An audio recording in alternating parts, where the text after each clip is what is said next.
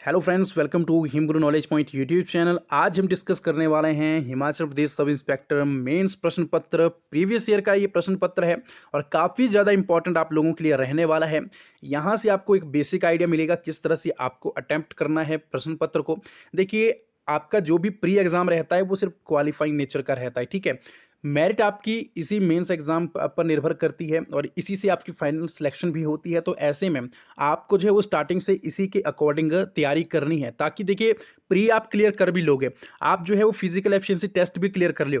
But अगर आप जो है वो मेंस क्लियर नहीं कर पाते हो तो आप सोचिए, इतने स्टेजेस को आप पार कर रहे हो, उसके बाद आप मेंस पे पहुंच रहे हो और वहां पर आप जो है वो अटक रहे हो, तो आपको कितना दुख लगेगा। तो ऐसे में क्यों ना पहले से ही जो है एक प्रॉपर स्ट्रेटेजी के साथ तैयारी की जाए। और बहुत सारे हमारे पास ऐसे सवाल आ रहे थे कि क्या जो थर्ड क्लास की वैकेंसीज अगर पेपर फर्स्ट और सेकंड हुआ है तो क्या ये भी ऑब्जेक्टिव टाइप पूछा जाएगा सेकंड पेपर में। तो नहीं, ऐसा नहीं है। मैं आपको बता देना चाहता हूं, इसमें जो है वो मेंस रहेगा ही रहेगा, ठीक है। बाकी क्या कुछ प्रक्रिया फॉलो की जाती है वो अलग बात है, बट मेंस जो है वो रहेगा ही रहेगा सब इंस्पेक्टर एग्जाम में। और आपको कुछ इसी तरह से देखने को मिलने वाला है। मैक्सिमम मार्क्स जो है वो 100 किए जा सकते हैं इसमें, वो अलग बात है। बाकी पैटर्न अलग चीज़ है, सिलेबस आपको कुछ इस तरह से पढ़ना पड़ेगा। अब चलिए देखिए, यहाँ पे कुछ इंस्ट्रक्शन दिए जाते हैं, क्योंकि देखिए निर्धारित शब्द सीमा का पालन कर ले, उल्लंघन करने पर अंक काट दिए जाएंगे। तो आपको क्या करना है, जो भी वर्ड्स लिमिट है, जो भी आपकी वर्ड लिमिट्स है, वो आपको क्या करनी है, उसका उल्लंघन नहीं करना है। आपको मान लीजिए कहा गया है 300 वर्ड्स में कोई चीज़ लिखी है, ठीक है, एक पैराग्राफ लिखना है 300 शब्दों में।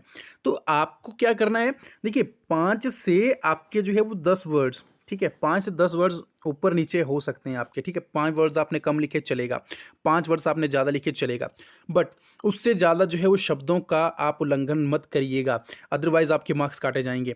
यही तो रहता है भाई, यही चीज़ तो देखनी पड़ती है। अगर आप ऐसा करोगे कि ठीक है मैं 400 वर्ड्स का लिख देता हूँ, क्या पता खुश होके जो भी पेपर चेक कर रहा है वो मुझे ज़्यादा मार्क्स दे, ऐसा नहीं है। उल्लंघन करने पर अंक काट दिए जाते हैं, यही तो देखा जाता है।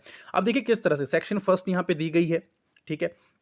कुल मिलाकर हाफ हाफ मार्क्स आपको दिए जाते हैं। मान लीजिए 100 मार्क्स का आपका है तो 50 मार्क्स का आपकी इंग्लिश सेक्शन रहेगी, 50 मार्क्स की आपकी हिंदी इंग्लिश सेक्शन रह जाएगी। तो ये दोनों सेक्शंस जो है वो आपको इक्वली डिवाइड किए जाते हैं, ठीक है, ये आपको याद रखना है। तो हिंदी इंग्लिश दोनों सेक्शंस इंपॉर्टेंट रहती है। और आपकी प्री के लिए भी भाई हिंदी इंग्लिश आप पढ़ते ही हैं, तो पर आपको पढ़ना किस तरीके से वो आज हम आपको बता रहे हैं। देखिए फर्स्ट प्रश्न यहाँ पे दिया गया है कुछ इस तरह से कि भाई आपको क्या करना है, एक पैराग्राफ लिखना है 300 शब्दों में, है ना। और आपको क्या कुछ कुछ दिए गए, a thing of beauty is a joy for ever, honesty is the best policy, national integration और एनवायरमेंटल पॉल्यूशन। तो इसमें से आपको क्या करना है, आपको करना है 300 शब्दों में लिखना है। तो देखिए ये आप तभी समझ पाओगे जब आप ज़्यादा से ज़्यादा पैराग्राफ की प्रैक्टिस करोगे, जब आप ज़्यादा से ज़्यादा जो है वो एनसीईआरटी, देखिए मैं आपको प्रेफर करता हूँ एनसीईआरटी की, ठीक है, एनसीईआरटी की जो 10th लेवल तक भी, क्योंकि इंग्लिश ग्रामर भी है, तो इंग्लिश ग्रामर में जितने ऐसे हैं वो आप लिखना शुरू कर दीजिए जो आपके सिलेबस के अकॉर्डिंग। क्योंकि 9वीं 10वीं में भी आपने देखा होगा कि आपने ऑनेस्टली द बेस्ट पॉलिसी ऐसे ऐसे लिखे हुए हैं, ठीक है। 8वीं कक्षा में लगातार हमने एनवायरमेंटल पोल्यूशन पे भी लिखे हुए हैं, ठीक है। तो वहीं से जो है वो ये पूछे जाते हैं भाई, बस आपको क्या करना है, अपनी वर्ड्स जो लिमिट है वो कुछ अच्छे से लिखनी है, ठीक है। और अच्छे से अपने व्यू एक्सप्रेस करने हैं आपको। ऐसा नहीं है आपने जो पढ़ा हुआ है वही डायरेक्ट आप चेप दीजिए। देखिए फैक्ट्स के आधार पर आपकी सिलेक्शन यहाँ पे होगी कि आपने क्या लिखा है, अपने व्यू आप किस तरह से जो है वो यहाँ पे दर्शा रहे हैं, वो चीज़ देखी जाती है। तो अपनी ओर से लिखना है, याद रखने की ज़रूरत नहीं है, एक बार पढ़ लीजिए। देखिए इंग्लिश में सबसे पहले आपको लिखने के लिए हिंदी का नॉलेज होना चाहिए, इसलिए हिंदी में भी आप जो जितने भी ऐसे रहते हैं, पैराग्राफ रहते हैं, वो एक बार पढ़ लीजिएगा। चलिए अगला प्रश्न देखिए किस तरह से पूछा गया है। अगला प्रश्न है कि भाई एक आपके पास क्या दिया गया है, पैसेज दिया गया है, ठीक है। और उसमें क्या करना है आपको, ठीक है। एक तो प्रेस से राइटिंग आपको इसमें लिखनी है। प्रेस से राइटिंग क्या, देखिए 1/3 आपको लिखनी पड़ती है, 1/3 लिखनी पड़ती है, ठीक है। मान लीजिए आपके पास क्या किया गया है, 300 वर्ड दिए गए हैं, ठीक है। तो 300 वर्ड का आपको क्या करना है, 1/3 में करके लिखना है। ये यहाँ पे ध्यान देने योग्य चीज़ है और काफ़ी ज़्यादा इंपॉर्टेंट भी है। तो इसमें क्या आपको 5 मार्क्स का ये पूछा जाता है, 10 मार्क्स का आपके पास पैराग्राफ आ गया, 5 मार्क्स का ये पूछा जाता है। और आपको पहले अच्छे से पढ़ना है, एक दो बार आप पढ़ लीजिए। अब 362 का है तो 362 को आपको क्या करना है, इसका 1/3 कर लेना है एक बार, ठीक है ना। 362, ठीक है, 362 का 1/3 आपने कर लेना है कुछ इस तरीके से। और जो भी आपके पास आता है, यानी कि उतने शब्दों का आपने जो है वो एक अच्छे से बना के लिखना है, वो प्रेस से राइटिंग आपकी रहती है। और सुटेबल टाइटल भी यहाँ पे पूछा गया है, लाइक नो, हाँ, सुजेस्ट सुटेबल टाइटल, तो एक उचित आपको जो है इसमें टाइटल भी दे देना है। और टाइटल का आपके पास कितने मार्क्स रहते हैं? टाइटल का आपके पास 1 मार्क्स रहता है, बाकी 4 मार्क्स आपके जो हैं वो प्रेस से राइटिंग के रहेंगे। तो इसको भी आपने जो है वो एक बार अच्छे से वो कर लेना है ना, प्रैक्टिस कर लेनी है। अगला है read the following passage carefully and answer the questions that follow. ठीक है, अब ये आपको पढ़ना है, रीड द, ये पैसेज आपको अच्छे से पढ़ लेना भाई। जितनी बार आप पढ़ोगे उतनी आपको समझ आएगी। और आपको क्या करना है, जो भी इंपॉर्टेंट, जो भी आपको वर्ड्स दिखेंगे, जो भी, वो एक बार आपने क्या करना है, अंडरलाइन कर लेना है। अंडरलाइन जैसे आप कर लोगे, उसके बाद आपने क्वेश्चंस पे आ जाना है। तो कुल मिलाकर इसके आपको क्या है, 5 प्रश्न दिए गए हैं और 5 प्रश्न के 5 अंक ही दिए गए हैं। ठीक है, एक प्रश्न का 1 अंक दिया गया है, ये कुछ आप देख सकते हो इस तरीके से। ठीक है, तो ये सब कुछ क्या कहाँ मिलेगा आपको? आपको जो है वो पैसेज पूरा पढ़ना है, उसका मतलब समझना है, उसके बाद जो है आप आसानी से इसका उत्तर दे पाओगे। चलिए अब देखिए नेक्स्ट हमारे पास क्या है, रिपोर्ट राइटिंग है। रिपोर्ट राइटिंग भी आपने लिखी होगी भाई, 12वीं कक्षा में लिखी होगी, 11वीं कक्षा में लिखी होगी। देखिएगा जिन्होंने भी इंग्लिश पढ़ी हुई है 11वीं 12वीं, तो वहाँ पे आपको जो है क्या रहता है, ये रिपोर्ट राइटिंग रहती है। वहाँ पे हम क्या सोचते थे भाई, रिपोर्ट राइटिंग क्या पढ़ें क्या पढ़ें क्या पढ़ें। आज देखिए यहाँ पे रिपोर्ट राइटिंग पूछी गई है ना, तो ये भी काफ़ी ज़्यादा इंपॉर्टेंट। रिपोर्ट राइटिंग किस तरह से लिखनी है, वो आपको जो है वो एनसीईआरटी की बुक में मिल जाएगा भाई, सब कुछ मिल जाएगा, सारा पैटर्न किस तरह से आपको बढ़िया रिपोर्ट लिखनी है। आप जो है वो 100 से 150 रिपोर्ट्स लिख दीजिए भाई। ठीक है, 100 से 150 रिपोर्ट्स आप स्टार्टिंग में लिख दीजिए, वहाँ से आपको आइडिया मिल जाएगा। उसके बाद और अपनी जो है वो लिमिट को बढ़ाइए। जैसे जैसे आप लिमिट को बढ़ाते जाएंगे, एक दिन में जो है आप 4 से 5 रिपोर्ट्स लिख रहे हैं, आप अपनी ओर से रिपोर्ट लिख रहे हैं। ठीक है, आप देखिए आपके घर में फंक्शन हो रहा है, उस पर रिपोर्ट लिख दीजिए आप। ठीक है, तो क्या है, सभी तरह के रिपोर्ट जो है आप अगर लिखोगे अपनी ओर से एक आइडिया के साथ, क्योंकि आपको पता नहीं है कि एग्जाम में क्या पूछ जाए, कहीं से भी पूछा जा सकता है। ठीक है, तो ये आपके पास 5 मार्क्स का ये रहेगा। बाकी आपके पास देखिए, और आपको लेटर राइटिंग का भी आएगा। ठीक है, यहाँ पे क्या करना है, एडिटर को आपने जो है वो लेटर लिखना है। तो लेटर क्या, लेटर राइटिंग भी आपने जो है वो 11वीं 12वीं में पढ़ी होगी। ठीक है, ये भी एग्जाम्स में, इंग्लिश का एग्जाम जो आपने दिया होगा उसमें आती है ना। तो इसके भी 5 मार्क्स आपके हैं। अगला आपको जो इंपॉर्टेंट पार्ट रहता है वो है ट्रांसलेशन। ठीक है, ट्रांसलेशन आपको आनी चाहिए भाई, इसके लिए आपको सेंटेंस का नॉलेज होना चाहिए।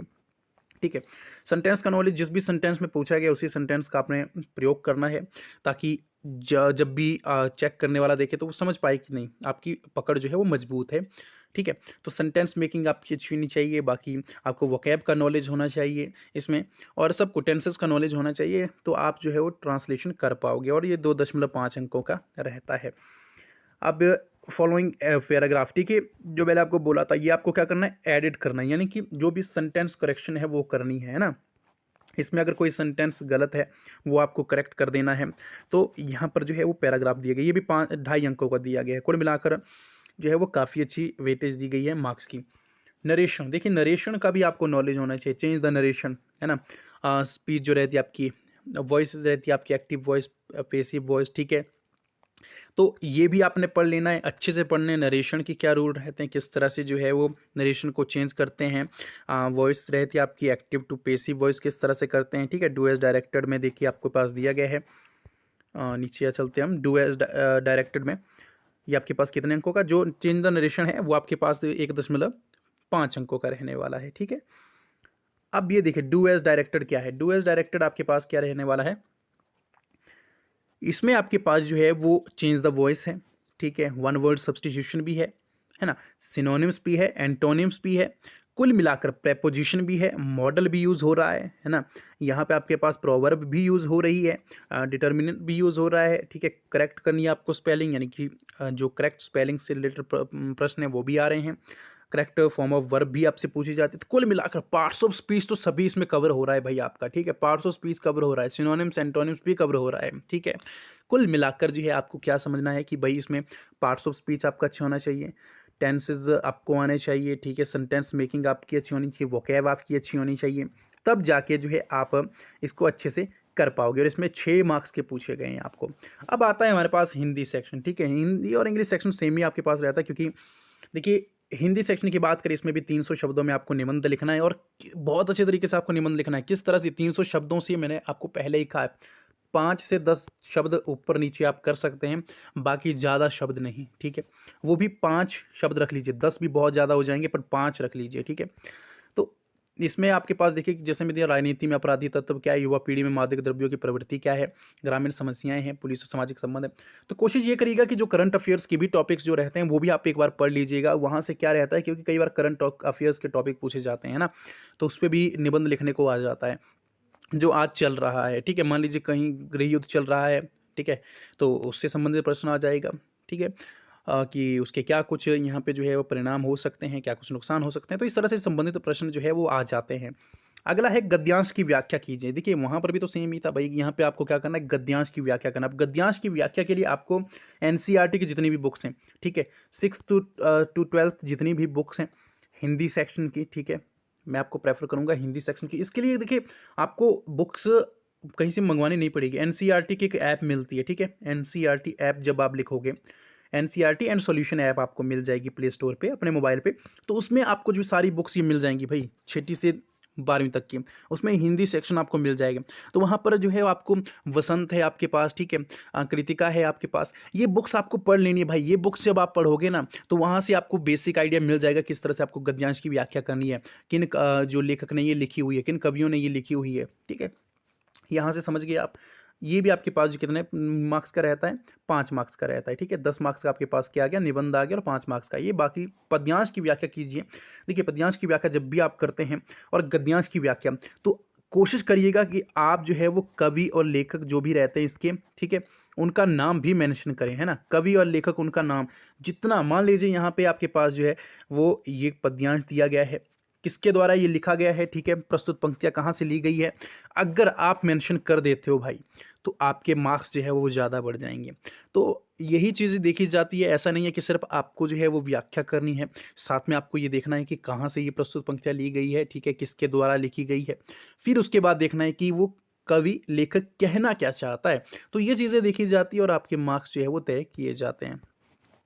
चलिए अगला प्रश्न देखिए। अगला प्रश्न मैंने आपको पहले बताया था। देखिए यहाँ पे आपको क्या करना है, पत्र लिखना है। तो पत्र लेखन कला आपकी अच्छी होनी चाहिए, ठीक है, पत्र लेखन कला, लेटर राइटिंग, चाहे इंग्लिश की बात करें हम, ठीक है, चाहे हम हिंदी की पत्र लेखन कला की बात करें, तो अच्छी आपकी कला होनी चाहिए। और इसमें देखिए साफ तौर पर उसमें नाम दिया गया था, इसमें क्या कहा गया है कि केवल आपको काल्पनिक नाम व पता लिखना है, ठीक है, काल्पनिक नाम आप कुछ भी लिख सकते हैं, ठीक है, बस लिख दीजिए आप, ठीक है, इस तरह से। पता आपको क्या लिखना है, काल्पनिक लिख देना है।